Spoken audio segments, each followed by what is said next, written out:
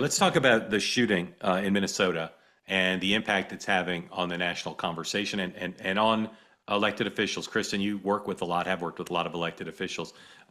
It seems to me this will make it harder to get people to run for public office. But I'm wondering if you think I'm overstating the impact it's having on the psyche of electeds and people who think it might or want to run.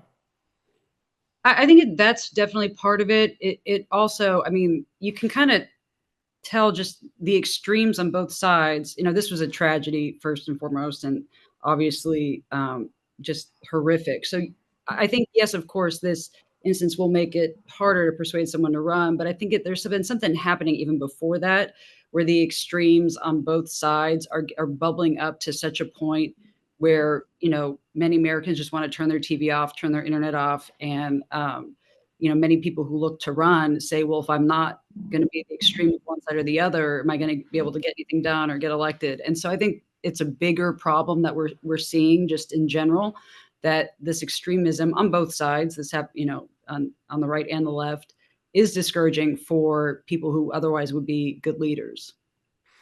Aaron, what do you think the implications of what's happened are? I mean, I think that it's just going to further divide an already divided country, unfortunately. I mean, I think that the actual action, the murder was horrific and should be condemned from everyone. But I think immediately thereafter, we saw just mudslinging right away. We had a United States senator making fun of it on Twitter. I mean, I just think it just shows how bad of a place we are as a nation. And I think that instead of bringing us together, it's only going to further divide us. And I do think it'll make people a little more fearful to run for office, generally speaking.